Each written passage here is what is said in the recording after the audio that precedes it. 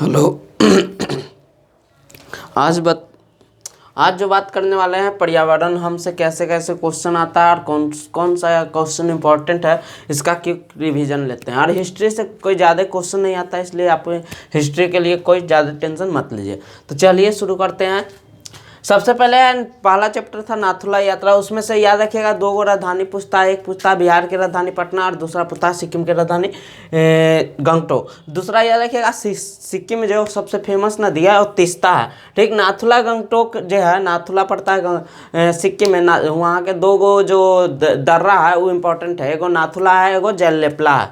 ठीक, यह गंगटोक से 52 किलोमीटर दूर है नाथुला, और प्लस में कितना फीट ऊंचा है, समुद्र से 14,500। ठीक, इसी के साथ गंगटोक के भी याद रखिएगा कि कितना ऊंचा है, तो 6,000 फीट समुद्र से ऊंचा है। ठीक, इसके बाद जब यह कहानी शुरू हुआ था उसमें सबसे पहले लोग जो घूमने गए थे वहाँ गए थे दार्जिलिंग में, और दूसरा पड़ाव था क्या, गंगटोक का। जब पहुँचे थे दार्जिलिंग तो उसमें जो स्टेशन का नाम था उसका नाम था जलपाईगुड़ी। ठीक, तो ये सब पॉइंट याद रखिएगा। पूछेगा कि टाइगर हिल्स कहाँ, natural history, Lord botanical garden, चाय बगान, ये सब वे लोग दार्जिलिंग में घूमे थे। ठीक ना, दार्जिलिंग पूछेगा किस राज्य में है, तो याद रखिएगा पश्चिम बंगाल। ठीक, इसके बाद याद रखिएगा कंचनजंगा जो भारत की सबसे ऊंची चोटी होती है वो कंचनजंगा कहाँ है, सिक्किम में। ठीक, इसका ऊंचाई लगभग 95-98 मीटर होता है।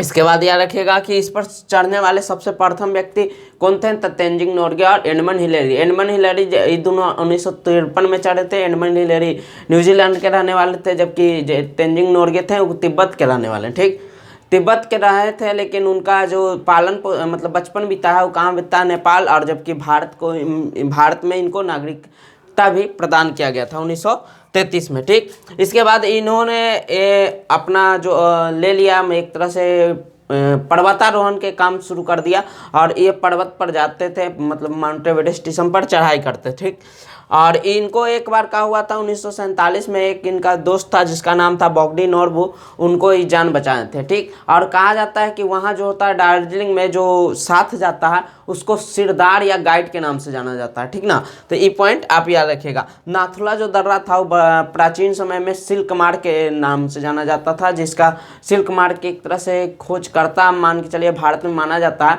तो कनिष्क को। ठीक ना, इसके बाद याद रखिएगा इसको कि इनके तेंजिंग नोरगे के याद में एक पर्वतारोहण संस्थान बना है दार्जिलिंग में, जिसका स्थापना 1954 में हुआ था, जहां पर उनकी मूर्ति है। ठीक, ये सब इंपॉर्टेंट पॉइंट था किससे, नाथुला यात्रा से। ठीक, और ज़्यादा आपको पॉइंट मेनली जो बता दिए उसमें ये सब पॉइंट फेमस है। इसके बाद आते हैं खेल वाला में है सेकंड, कुश्ती वाला। उसमें याद रखिएगा कुछ कुछ खेल का खिलाड़ियों की संख्या, जैसे खो खो में 9 खिलाड़ी होता है। ठीक, इसके अलावा बेसबॉल में 9 खिलाड़ी होता है, बास्केटबॉल में 5 खिलाड़ी होता है, वॉलीबॉल में 6 खिलाड़ी होता है, कबड्डी में 7 गो होता है, क्रिकेट, हॉकी और फुटबॉल 11 खिलाड़ी होता है। ठीक, जो कबड्डी होता है उसको बीच में घेर के खेला जाता है, इसलिए उसको कोर्ट, कोई भी अगर खेल अगर दो गो फील्ड में 2 गो बांट के खेला जाता है तो उसको कोर्ट के नाम से जानते हैं। जैसे कबड्डी हो गया, प्लस में लॉन टेनिस हो गया, बैडमिंटन हो गया, इस सब का स्थान कोर्ट होता है। ठीक, जो कुश्ती होता है, कुश्ती 2 व्यक्तियों के बीच खेला जाता है, यानी एक पक्ष में एक व्यक्ति रहता है। क्वेश्चन पूछेगा कुश्ती में कितने खिलाड़ी होते हैं, एक पक्ष में। मार्शल जो आर्ट होता है एक प्रकार का युद्ध कला होता है, और जो सिख का जो मार्शल आर्ट होता है उसको कहते हैं गतका। ठीक ना, गतका जो होता है गुरु गोविंद सिंह के जन्मदिन पर खेला जाता है। ठीक, इनका जन्मदिन जो था, इनका जन्मदिन था 22 दिसंबर 1666 में इनका जन्म हुआ था, जबकि 7 अक्टूबर 1708 में इनकी मृत्यु हुआ था। यह सिख धर्म के 10वें गुरु थे, जिनका जन्म पटना साहिब में था। ठीक ना, तो याद रखिएगा इनका पॉइंट। इनको बचपन में गोविंद राय के नाम से जाना जाता है, इनका बचपन का नाम है। ठीक, इसके अलावा इन्होंने खालसा पंथ की स्थापना किया था जो सिख धर्म में होता है। ठीक, इसके बाद याद रखिएगा नानक का जन्म 15 अप्रैल 1469 में हुआ है। ठीक, और इनका जो जन्म हुआ था वो ननकाना साहब में तलवंडी में हुआ था। 1539 12 दिसंबर में इनकी मृत्यु हो गया था। याद रखिएगा जो सिख धर्म के ये थे गुरु नानक, वो प्रथम गुरु थे, जबकि दूसरे गुरु अंगद देव जिन्होंने गुरुमुखी लिपि का खोज किया। पांचवा जो गुरु थे अर्जुन देव, उसकी हत्या किसने करवाई थी? जहांगीर ने। और नौवें गुरु गुरु तेग बहादुर, जिसकी हत्या किसने कराई थी? औरंगजेब ने। ठीक, इसके बाद पूछेगा कि आपको जैन धर्म से क्वेश्चन कुछ। ठीक, तैयार रखिएगा। जैन धर्म से सबसे पहले जैन धर्म के प्रथम तीर्थंकर कौन थे? तो ऋषभ देव। 23वें तीर्थंकर कौन थे? पार्श्वनाथ। और 24वें थे महावीर। महावीर के जो पिता के नाम था वो था सिद्धार्थ। ठीक, और माता के नाम था त्रिशला। याद रखिएगा दोनों का नाम। जबकि बुद्ध में थे, बुद्ध के माता का नाम था महामाया और पिता का नाम था सुधोधन। ठीक, और इनका जो एक तरह से 540 ईसा पूर्व में इनका जन्म हुआ है, 468 ईसा पूर्व में मरे हैं। यह इनका जन्म हुआ था कुंडग्राम वैशाली में। और जबकि इनकी मृत्यु, चूंकि महावीर वीर थे इसलिए याद रखिएगा, वीर मरता है तो पूरी बटता है, इसलिए पावा पौड़ी। ठीक, इससे इम्पोर्टेंट पॉइंट यही था। और जैन धर्म के संस्थापक पूछेगा तब मारिएगा ऋषभ देव, महावीर मत मारिएगा, 24वें तीर्थंकर थे। ठीक है, इसके अलावा याद रखिएगा जो कुछ बीजों से क्वेश्चन पूछा जाता है कि कौन बीज किसके द्वारा मतलब प्रकीर्णन किया जाता है। प्रकीर्णन के मतलब होता है छितराना। ठीक ना, तो याद रखिएगा अकवल का एक बीज होता है जिसका प्रकीर्णन किससे होता है? हवा के द्वारा। कमल का जो बीज होता है और नारियल का बीज, इसका प्रकीर्णन किसके द्वारा होता है? जल के माध्यम से। ठीक ना, इसके अलावा बहुत सारा ऐसा भी है जिसको फूट जाता है, यानी सूखने के बाद उसका जो बीज रहता है वो फूट जाता है, उसके बाद उसका बीज छितर जाता है। याद रखिएगा गुलमेहदी हो गया, सरसों हो गया, भिंडी हो गया, ये सब जब उसका फल जो होता है फूटता है तब जाके बिखरता। तो इससे पॉइंट याद रखिएगा। ठीक, तो ये सब पॉइंट इससे था। इसके अलावा मेरा बगीचा से कुछ क्वेश्चन है, जैसे पूछेगा कि मेरे बगीचे वाला कहानी में कितना तितलियां की प्रजाति थी? 17। पक्षियों की कितना थी? तो 87। इसके बाद पूछेगा हर्बेरियम बनाने के लिए क्या चाहिए? तो अखबार चाहिए। ठीक ना, और पूछेगा मरुद्भिद पौधा कौन कौन होता है? तो मरुभूमि में पाए जाने वाले पौधे को ही मरुद्भिद कहते हैं, जैसे हो गया बबूल, कैक्टस, नागफनी, ये सब होता।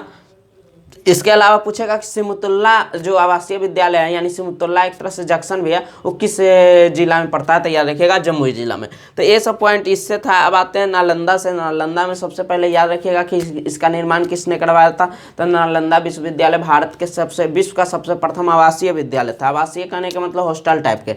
ठीक ना, और यह जो था इसको बनाया था गुप्त वंश के शासक कुमार गुप्त ने। ठीक, और इसको ध्वस्त किया था 1198 में एक कुतुबुद्दीन बख्तियार खिलजी, यानी कुतुबुद्दीन ऐबक का सेनापति था बख्तियार खिलजी, उसी ने इसका मतलब कि मोहम्मद गौरी का सेनापति था ऐसे, उसने इस मतलब कि नालंदा को ध्वस्त किया था। ठीक है, इसके बाद याद रखिएगा इसमें बहुत ये जो संबंध है एक तरह से इसका संबंध है बौद्ध धर्म से। और इसमें कोरिया, जापान, चीन, यानी कि बौद्ध के लिए जो शिक्षा प्राप्त करना चाहते हैं वो यहाँ आते हैं। यानी इस स्कूल में किस चीज़ का शिक्षा दिया जाता था? बौद्ध धर्म।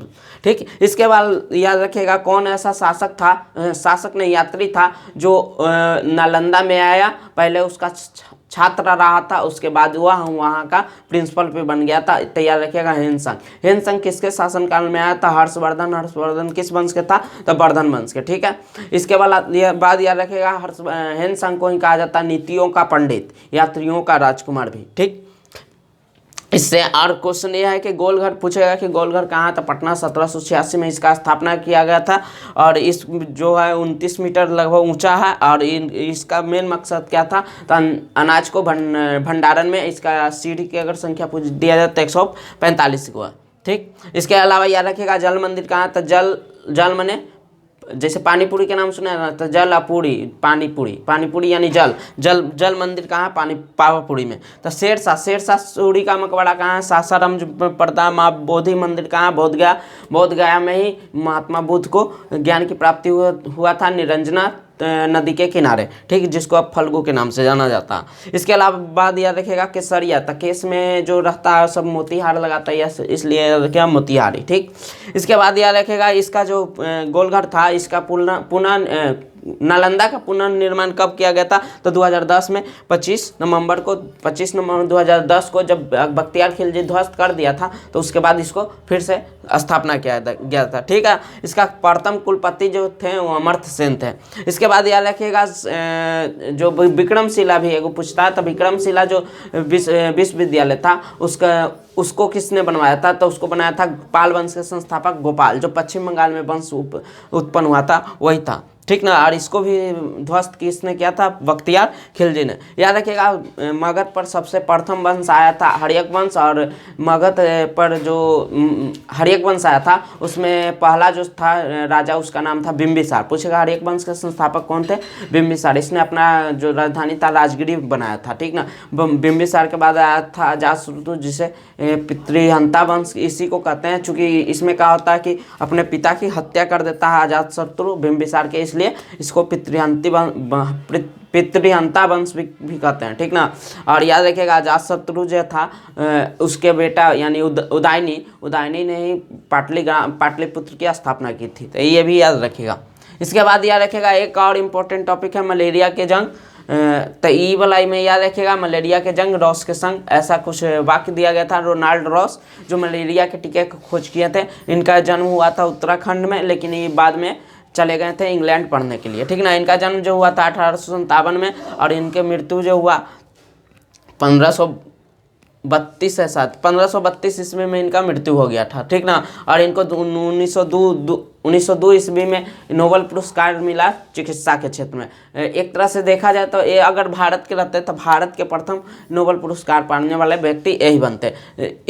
जो मलेरिया रहता है वो याद रखिएगा किस मच्छर के कारण होता है? तो मादा एनोफ्लीज मच्छर, जहाँ पर गंदगी रहता है, गंदा पानी रहता है, वहाँ पर होता है। ठीक ना, एगो पूछेगा मच्छर, इसको मच्छर है, एगो पूछेगा एगो और पूछता है डेंगू के, तो इसका होता है मादा एनोफ्लीज, उसका होता है एडिज मच्छर, और वो जो होता है साफ पानी में होता है।